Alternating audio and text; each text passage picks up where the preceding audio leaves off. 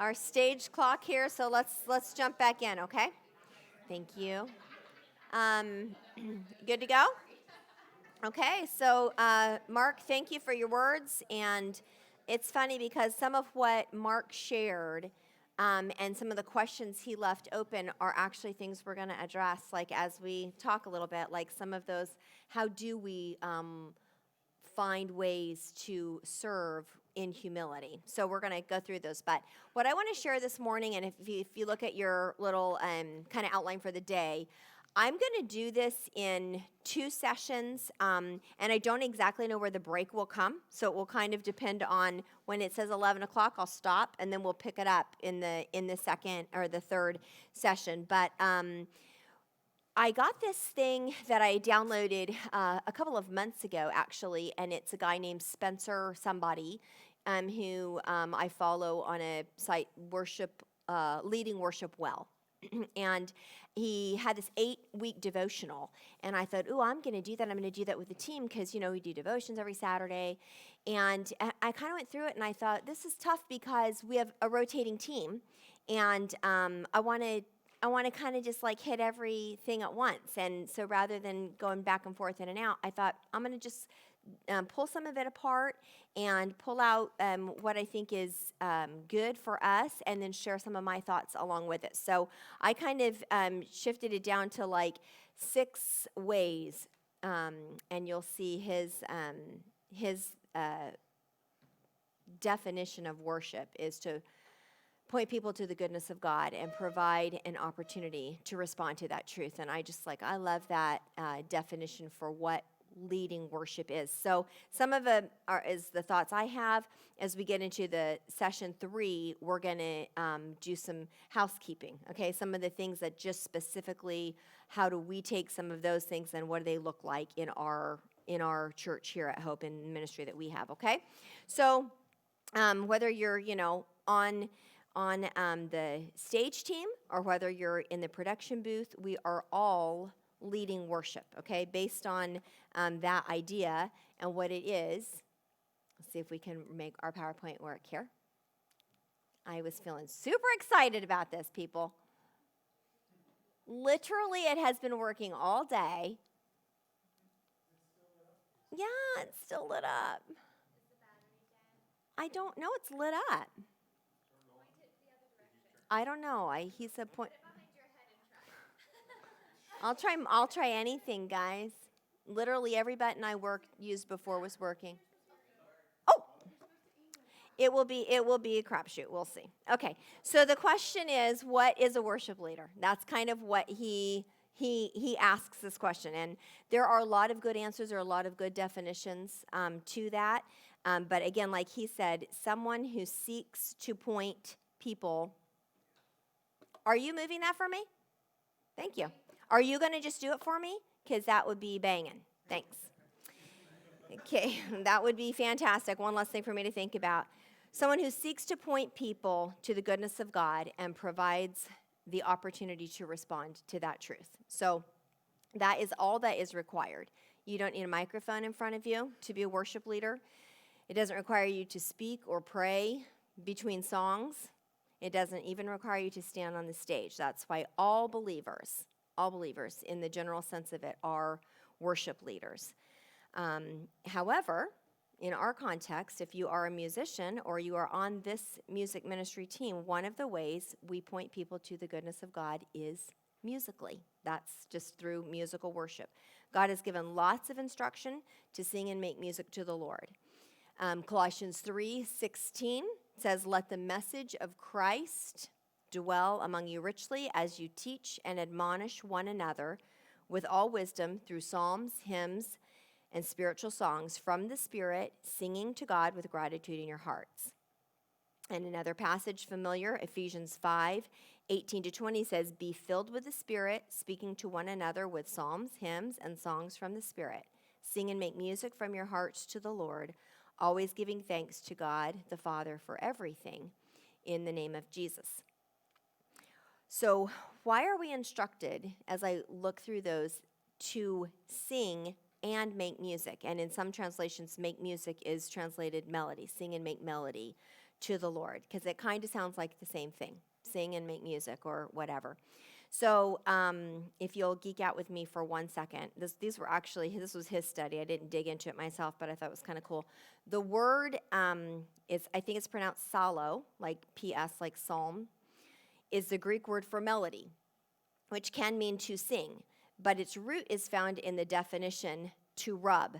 That's more like it literally means to cause to vibrate by touching, to pluck the strings of an instrument. So every instrument that we play vibrates, including our voices, right? Like we know this. This is just every single thing we do. So singing and playing, we're instructed, literally, there's biblical foundation that shows every one of us in every job that we're doing is a worship leader. On the stage, we're all causing something to vibrate, right?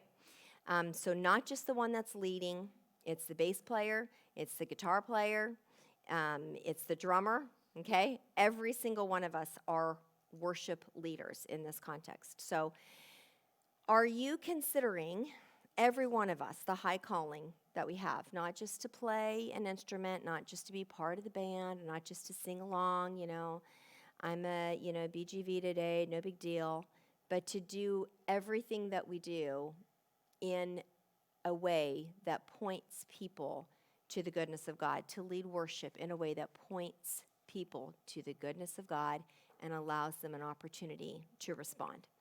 So what we're going to do is we kind of go through this. I've written some questions to ask yourself, okay? And we may have, I'm hoping, some opportunity to share some of those, but some of them you just might want to write for yourself, okay? So I'll give you like a minute. We're not going to take a ton of time, but kind of each section. So this is the beginning here. Ask yourself, how might the understanding that you are a worship leader affect how you prepare to lead worship? Okay? How might it affect what you do on the stage or in the production booth? And how might it affect how you interact with people during the week? Okay? So just in the context that we are all leading worship, we are all believers who seek to point people to the goodness of God and provide an opportunity for them to respond. So in your own, like whether it's something and you don't have to necessarily write the questions and write the answers, but there might be something as we go through that you're like, I need to come back to that, or I need to spend some time with the Lord on that, or I need to dig into that. Or I gave you guys some note pages, and at the back, you can doodle if you want, because that's fun. But I actually have questions to ask, feedback, things I don't want to forget. Maybe, in somewhere you can use the backside or wherever, but if you have something that you're like, I don't want to forget about this, I want to come back, then use that to write down for yourself, okay, whether you share it or not. All right? So we have 6 things, 6 ways that we can do that, 6 things to share that I want to share with you in the rest of our time in this session and the next one. So let's keep going on that, okay? So the first one is when you are a worship leader, and I'll start like that, you put the needs of others before your own. And some of these I would say, we've got these things and they're in order, they're out of order. There's not necessarily an order, okay? But that we're gonna start with that one. You put the needs of others before your own. So the key distinction and underlying assumption of worship leaders is that it needs to be somebody who is selfless. Okay, we have to highlight that and bring that to the forefront. Mark talked about that a little bit with humility. So somebody who is selfless because it is not about us. We are literally worshiping somebody who's so much bigger and somebody who's so much greater. Good leaders know they are charged with leading others, but if no one is following you, are you really a leader? You're really not. You're just walking around by yourself, right? How do we get people to follow us? We have to lead wherever we're going with them in mind, okay? It's not just where do I want to go.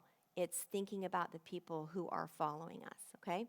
So we've defined worship leader as someone who seeks to point people to the goodness of God. So when we lead, we don't do it for ourselves. We are others-oriented that is our goal. By definition, we are leading people, seeking to lead people to see the goodness of God. Then after we point them to God, we give them, the people that we're leading, an opportunity to respond. And Mark read the exact portion of Philippians 2 that I wrote in my notes. So we are literally connected, and I did not know he was going to share that. I don't think he knew I was going to share this. But that whole idea that, I'm not going to read it, he did, but being made in fashion as a man, he humbled himself, became obedient to death. He took on the form of a servant. He left so much higher than any of us. Like, oh, well, I'm here and so is here. But between here and infinity to God is just, it's not even comparable. God did that, became that servant for us. So being a servant leader like Jesus means we stop and recognize that what we're doing is not about ourselves. It is about those people who we are leading. If we understand it, it will cause us to make some sacrifices. It'll help us remember that our personal desires and needs may not be what best serves the people that we are leading. We all have preferences. We all have our own agenda. We all have our own desire. We all have the things that, feel like make us excited or motivated.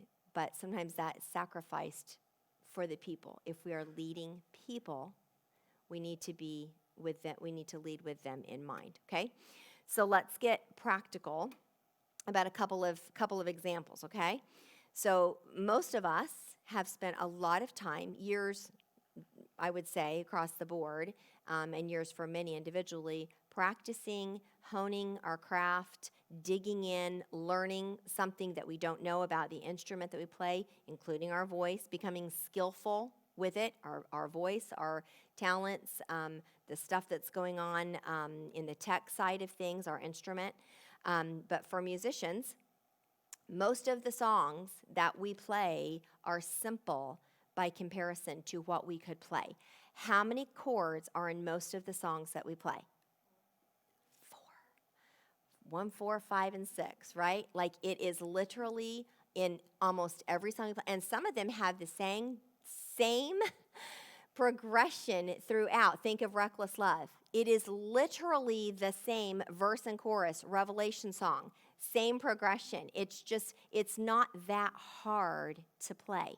So by comparison, it's pretty simple. And we go like, this is easy, this is boring. But remember this, musicians make up a very small percentage of people in our church. So something that's very simple is not written for individual enjoyment in that sense. And I don't know if maybe I'm weird. I think most of us feel this. I enjoy the songs that we play. I do. I don't think that they're simple and boring because there's so much more behind it. But just I'm talking about the musical aspect. Okay, they are simple in that sense. But corporate worship music is written for who? The musician or the people?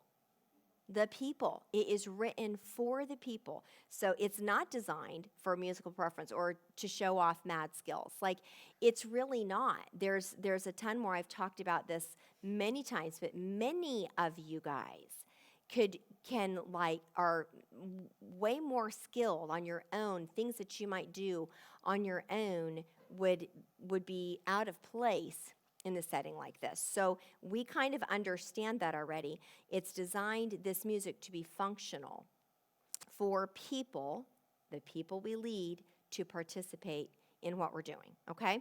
Another example is the song repertoire. Like, we can get like, oh my gosh, we've done that song forever. And I'll tell you that over the last few years, we have actually added about 10 to 15 songs on average in a year.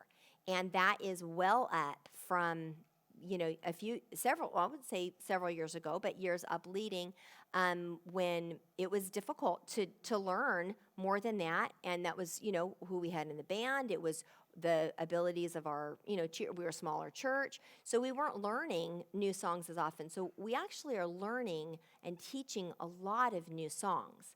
However, think about like the trajectory, like what's our relationship with a song? If I hear a song or pick a song or there's a new song, I send it out to you guys. I'm like, we're gonna learn this new song, or it's on the schedule for maybe up to a month. Okay, so you've already been listening to it. You've heard it. Maybe you have the album. You're listening to it on iTunes or Spotify list. You're listening. Then you get the chart. You start playing it. You go through it. You go with the tutorials. You play it some more with them. You get ready for rehearsal. Now you've listened to it, 15 times. Now in rehearsal, it's a new song, so we run it twice or maybe 3 times. So by the time Sunday morning comes and our people, we've played it 20 times by now. We've listened to it maybe more than that. By the time we're sick of it, so to speak, they're just embracing it. They're just learning it. Some of them may have just heard it for the first time.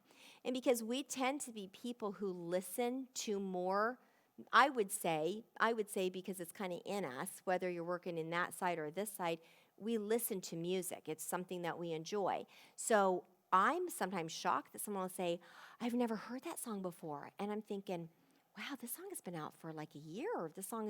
I'm surprised. But that isn't, again, the small percentage is musicians in our church. A lot of people are literally just listening to what they've already heard before or K-Love. And they play some things on K-Love, but it's not usually, you know what I mean? It's a different genre than the things that maybe we're digging into to really, what God has really put on our heart to lead, okay? So the church is not sick of it. So there's another opportunity, in the songs that we play and in the number of new songs that we're doing to say, it's not about me.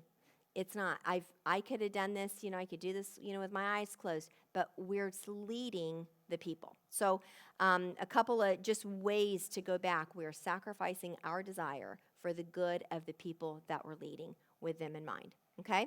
So here's a couple more questions. Ask yourself, and some of these are kind of personal. What are some ways you have been selfish in your worship leading? Like you maybe can think of times where you're like, yeah, that I can see why that would have been about me and not about the people I lead. Is there someone on your team that consistently puts others' needs before their own? Maybe you can think of somebody that comes to mind and you're like, yeah, I appreciate that about them and I'm humbled by that and I'm reminded. So if that's somebody that you've seen, take a minute and thank them and encourage them for doing that, because that's an example for every single one of us. And then what is one way you can work on pointing people to God's goodness in worship? I would say tomorrow, but we aren't all leading tomorrow. Some of us are. But the next time that you're leading, the next time that you're here, what is a way that you can put that on display? Okay, point people to God's goodness, lead the people. Okay? So some questions on that. The next one we're going to move to, number 2. When you're a worship leader, people look to you for guidance. Okay? If someone you knew came through our door, or you didn't know them, I should say, but they knew nothing about worship, and they came through the doors of our church, and they saw you leading in any capacity, choir, which is also sad about, hopefully in the new year, choir, band, vocals, lead vocals, tech booth. They saw you leading in worship, okay? That's all of us. What would they assume about worship?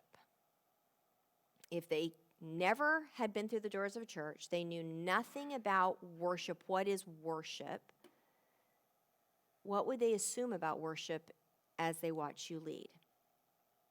Is it exciting? Is it passionate? Is it fun? Is it sad? Is it boring?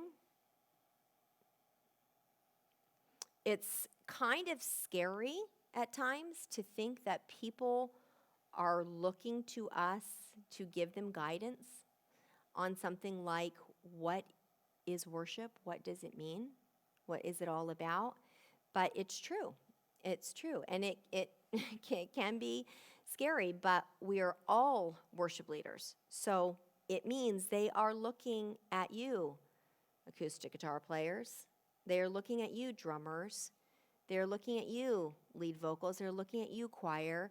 They're looking at you. Even though they're not focusing on you, Mark made a great point. When the live stream goes down or there's trouble, man, they are looking at you. And unfortunately, it's not always very nice. So, where are the words? Like, we feel it, but they're watching. So it's a big responsibility. It can feel scary, but it's a big responsibility. So we have to put that responsibility in the right perspective. That's how we become better worship leaders, okay? What if you led worship tomorrow or the next time you're scheduled with the understanding that someone was watching you for guidance? Like, just tuck that away. Like, somebody out there, maybe somebody who has never walked through the door of a church, okay, is looking to see. So let's be clear. What you do on stage, in the booth, tells people what's appropriate for worship in our church, okay? And there's lots of contexts out there, but in our church, what we do tells people what is appropriate for worship, okay? That applies to the whole team, So practically speaking, we want our church to know about worship. What we want them to know has to be modeled by every member of the team, okay? It cannot just be the lead vocals who are singing the songs. Why? Who do we want to sing the songs? The whole church. And what are you? The church. Everyone should be singing the songs. Now, I will give you this caveat. There are times that your job to pull it off well means you need to focus on your job. I have one song in particular, Glorious Day. Now that Sawyer, when Sawyer's on the band and plays that fun part, da da da da da da da da da da da da, I don't have to, and I can sing. But it's something that for me, that requires my focus. Okay, some of that is maybe just the more comfortable I get, the more experience with that song. But generally speaking, we should be people who are singing. We're called to sing, make music. That's in Scripture. So be singing. I will say this, a lot of you already sing. I see it. So be reminded of that, okay? We are all the church, all right? Another example is, do we want people to be expressive in worship? Or is it more fun when everybody stands there with their arms crossed and they look mad, like they literally like their dog died? Like, Kathy is doing an example. Vanna, she's got the perfect example. It is a bummer to see that. Do you know what I mean? Now, can we be forever connected to it? No, we have to look above that. We know that. But it does make a difference. We want people to be expressive. How do they know what that is? We model it, okay? And I'll say this, expressive worship comes in all different forms. So there is not a cookie cutter for, I need all my girls here singing, 2 hands up, 1 hand up at times if you've got a mic. Like, there's not a cookie cutter. But there should be, 5 jumps, form the vase. But there should be expression, because expressive worship, I mean, we talk about David who danced and sang before the Lord, and he said, I don't care what you think of me. I don't care. This is for my king. So I will be, if you think I'm foolish, I'll be foolish. The things that get in the way of that. So hearts that are sincere in worship should come from here outward, okay? So whatever that looks like, it should be a part, and we are modeling that for who? For the people that we lead. Okay, so it points back to the people that we lead, not to ourselves, all right? So here's some ask yourselves, all right? What is one thing you would want someone to assume about worship if you were leading? okay, when you were on? What would you want them to know about God? Okay? So what would we want them to assume about worship? What would we want them to know about God? What is one thing you want to work on? Okay, so this might be something that you're like, yep, I already know that's something. That's a next step. Mark did a series one time about just take the next step, like just the next step. Maybe, his context was if you come on Sunday mornings, maybe take one more step. Maybe read your Bible, on a Monday. And if you're doing those, maybe take a next step and join a small group. But maybe take a next step. Whatever that is for you, you might be able. And it's a personal thing, but what is one thing you would want to work on and model the next time you're leading worship? Okay? All right, let's keep going. All right, number 3, when you're a worship leader, you get to know the people that you are leading.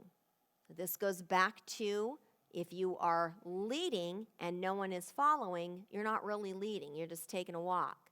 So we need to be leading with the people in mind, pointing the people to the goodness of God and giving them a chance to respond. So we need to get to know the people that we lead, okay?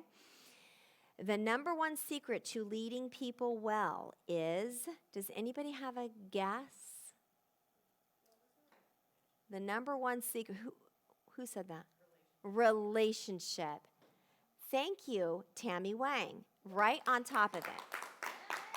Did you look at our notes? Number one secret to being a good leader is relationship. It is found in relationships, okay? This is true in any position of leadership. We know that, but especially true when it comes to leading worship. It's hard to lead the people who you do not know, all right? Why? Why is it that way? Well, there's a couple of reasons, all right? You need to be able to see where the people are that you are leading, and you need to respond and react accordingly, okay? So I think there are so many life examples of this. Like you think about parents with little kids. If you're at the mall, can we go to the mall yet? I think we can. If you are somewhere out in the wild and you're with them, or Disney World. I remember when we went to Disney World, and as they got older, we would say this: it is a lot easier for 4 of you to keep your eyes on the 2 tall people than it is for us to watch you. But do you think we took our eyes off our kids? Like, we were attentive and reacting accordingly to where are our kids. We are leading them. Because they matter to us, we were concerned. Teachers with students. Teachers, I think about like how many, obviously Kara being closest to me, but like she has told me of kids who have these issues or this issue, and she has to readjust lessons to help meet them where they are, looking out for those needs. So we see that example. It's very clear in life. So as it applies to this, if we don't know the people we're leading, we don't know what they need. We don't know what words they need to sing. We don't know what songs they need to express. We don't know where their needs are, where their hurts are. You don't know how to pray for them for specific needs. And all of that stuff in this worship context, if we are pointing people, seeking to point them to the goodness of God and allowing them to respond, we need to know where they are. You know what I mean? It's kind of, if they're not hungry for this or that, it might just be okay. But when they're hungry for something, they're ready. You can tell that they're ready for it. They're ready for the meal, so to speak, which is what we're doing in worship. So I can think of personal examples. Some of you probably have as well. But I remember leading worship literally minutes after I found out one of our partners' brother had committed suicide, and literally told me like 5 minutes before church started. And it was like, okay, first of all, you had to compose myself, because sometimes I cry. And I thought, her heart is broken in half. And we're singing about the reckless love of God today. Like, I'm connected to what is happening because I know that situation. Some of you guys remember when Carol Baumeister passed away. And did we get that call on a Saturday? She died on Saturday. Yeah, Kathy was with her. So we got that call, and we shifted our whole morning. We shifted our whole Sunday morning because our hearts were broken. And there were many people. I remember a family who was their first Sunday here, and they didn't know her from anyone. And they said they could just feel the emotion in our whole church. But we shifted our day. We started with a different song because and I think we actually cut our set a little bit short. I think Kylie was planning to lead that day, and like it was a big deal because we knew our people. We know the hurt. There are people who have struggled and battled infertility. There are people right now who have cancer. There are people whose marriages are literally on the rocks. And because we know them, they come in, and even though it's a little darker, I've had conversation in the hall, or we look around the room and we're like, God, you need to speak life to these people today. And that matters because we're leading our people. So it becomes, you see how right away it becomes so much more than just what 5 songs do I like today. You know what I mean? What are we doing?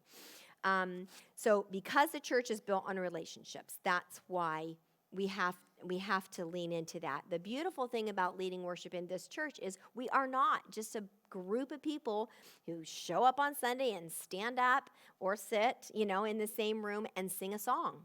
It's so much more than that. It's community, it's fellowship, it's relationship, and that's what it is in the body of Christ and the community of believers. So if we want to lead them well, the relationship with them cannot start when you step up on stage or get settled into your position in the booth.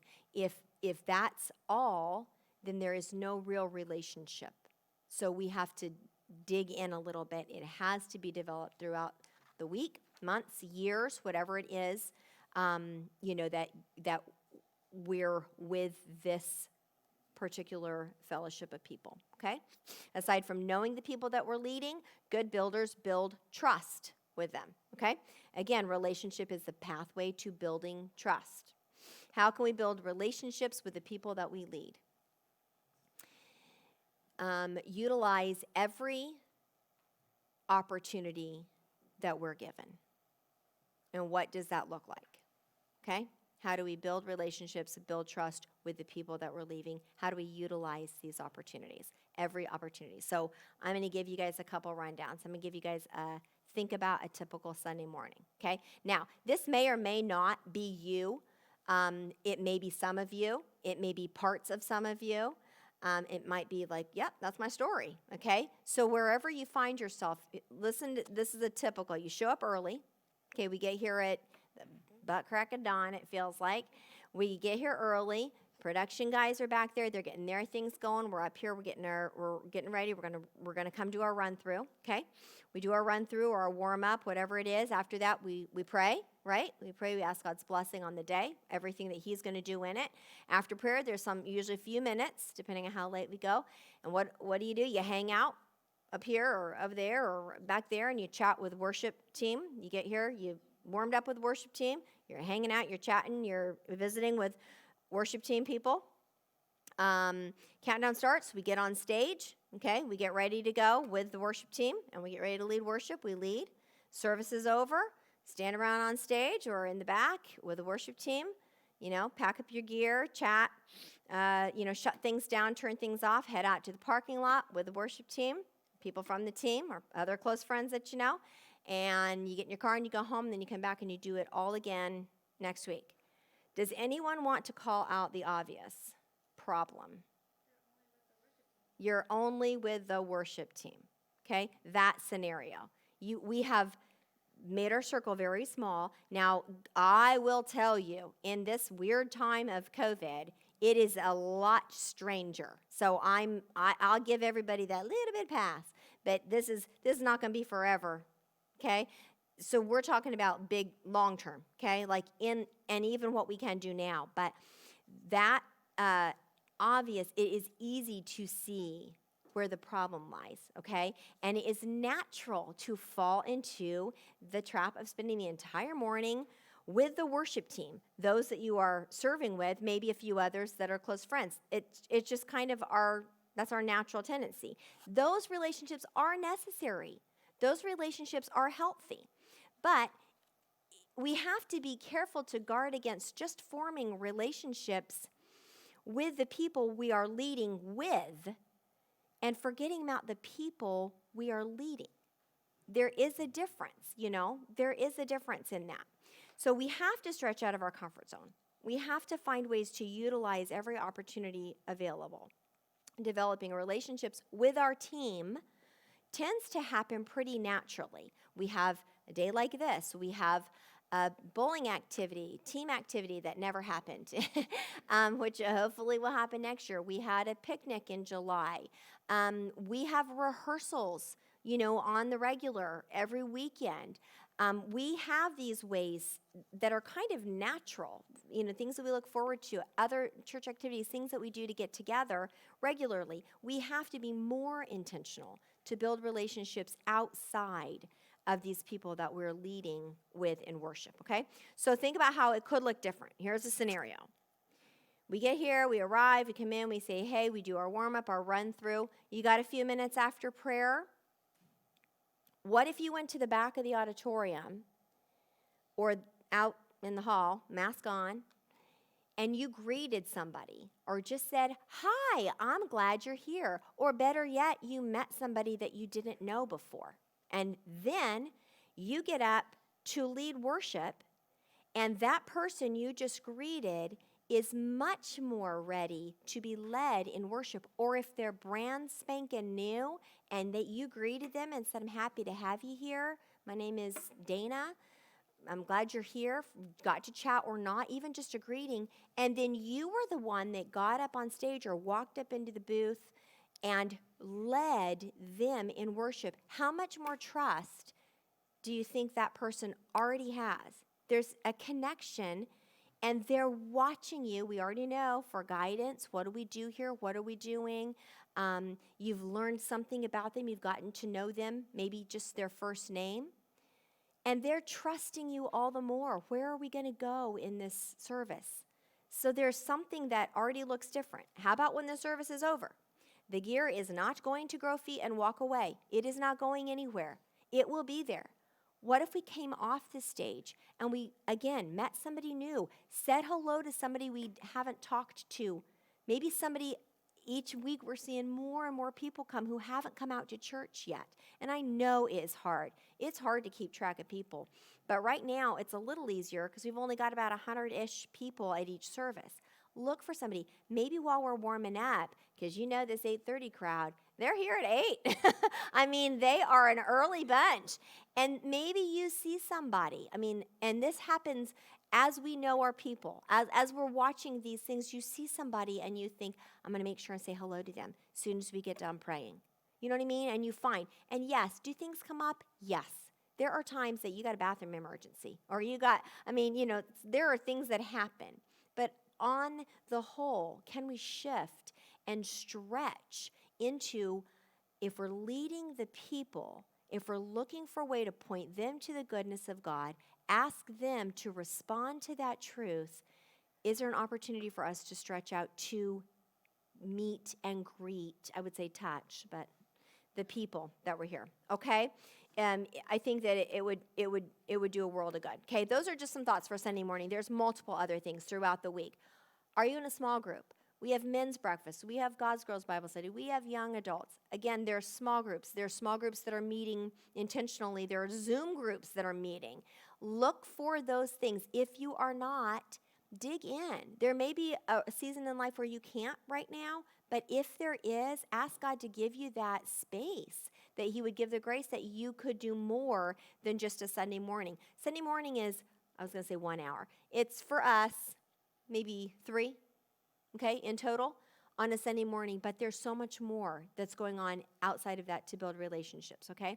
I would also say to all y'all, don't excuse yourself if for reasons that this is just how God made me. It's just who I am. I'm an introvert, or I'm whatever those things, and we can do it quick because it's just we would just rather go, that's hard for me. I don't really like to talk to people. I don't really like people. I mean, and I'll tell you, there are Sundays I thought I don't really like people. But that's when the grace of God has to step into those places, and we have to do more, whatever that more might be in your life, okay? Don't leave it to me to try to gather everyone or another, worship team leader, Kylie, Matt, Tanner, like leading worship. If we're leading, you know what I mean, in that role, don't leave it on us. We can only touch a certain amount of people. As hard as I try and chase people down in the hallway, I cannot meet all the people that I want to meet and speak to and talk to and catch up with. But if we all did, it just goes so much more spread, right? So everybody who was on a stage and in a booth on a Sunday, so much more we have opportunity to connect with people, okay?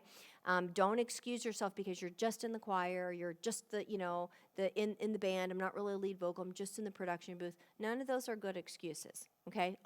We are all worship leaders. All of us have this role, okay? And just on a quick side note, when I talk about how God created us, God did create us differently. He has created every one of us different. I am not the same as my husband.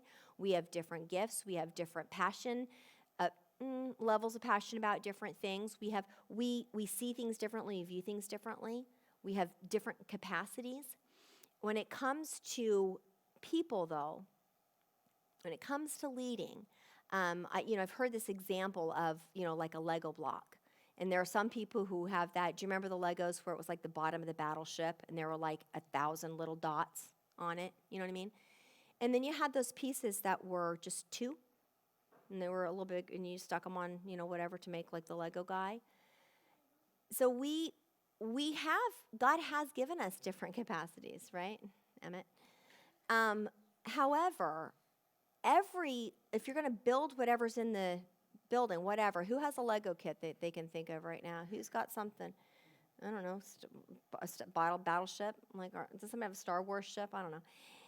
If you're going to build what's on the picture, all the pieces get connected. Am I right?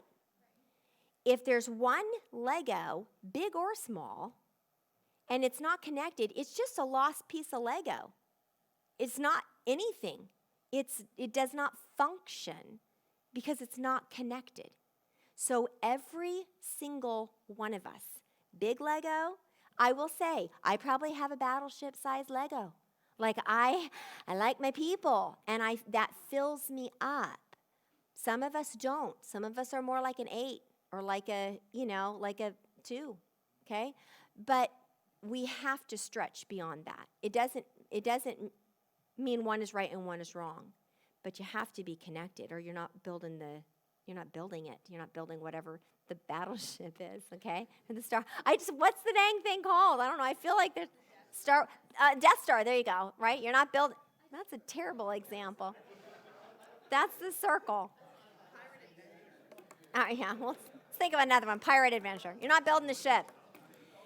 He's literally just staring at me.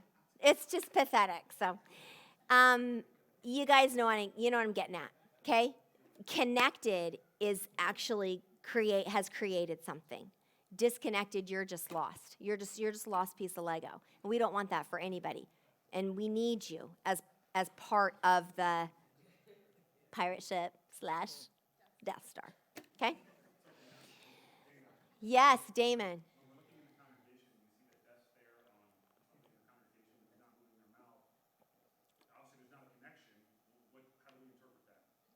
Well, here's one. You don't know if I'm singing or not. No, I'm just kidding. I know that. In normal days, a non-COVID year, it happens. It happens. You guys, I'll tell you what. Let me just step right back for 1 second and get real with y'all. You have done that before. I have looked out, and you have not been scheduled, and you have done. Kathy, could you do it for us? I have seen it. And I've thought, hey, you, I'm looking at you. And I have to, again, this is where the grace of God, He knows the need, He knows the heart. I have to get out of my own way and assume everybody's, happy, clappy that day. Sometimes they're not. So we recognize, I would say this, we need to model it. We need to model it on the stage and when you're in the blue chairs. It should, if you are a worshiper, you do not need a mic, you do not need a platform, you worship, right?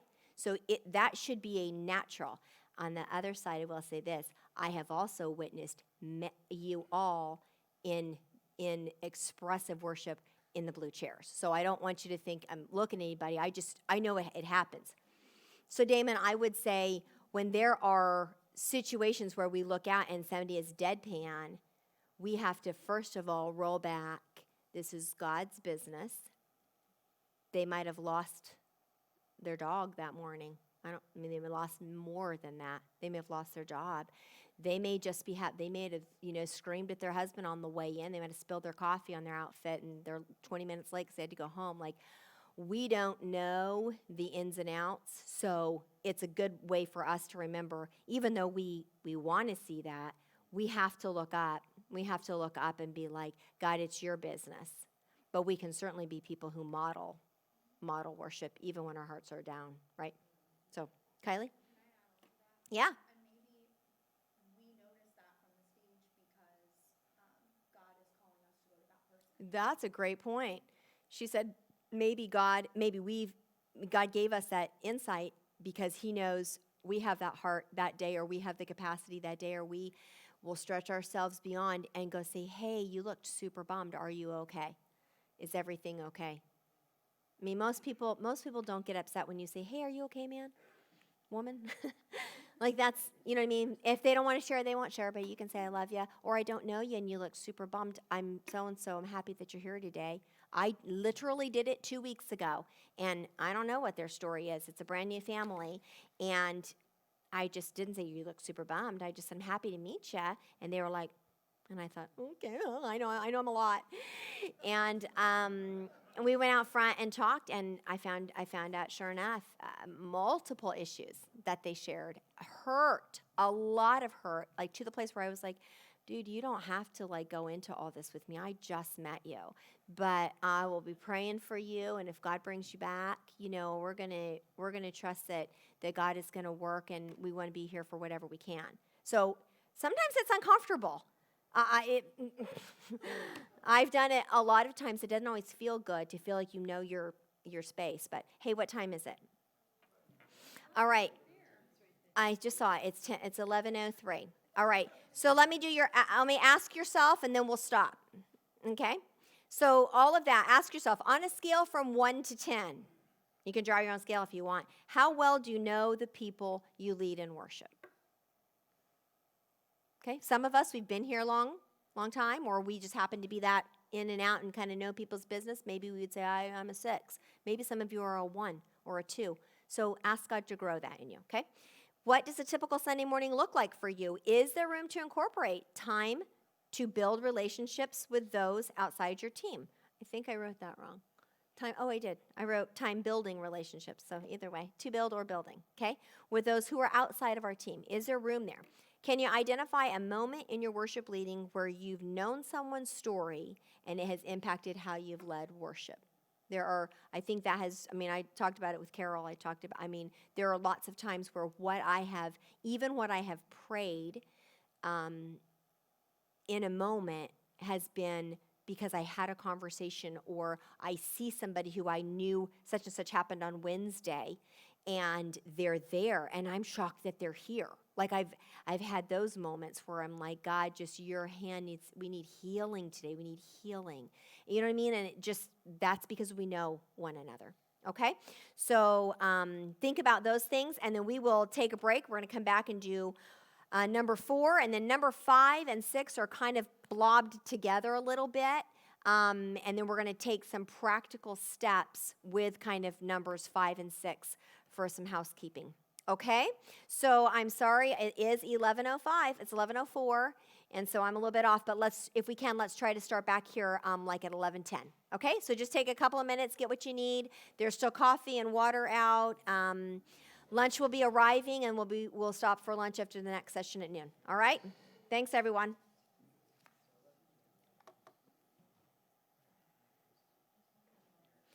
Also, God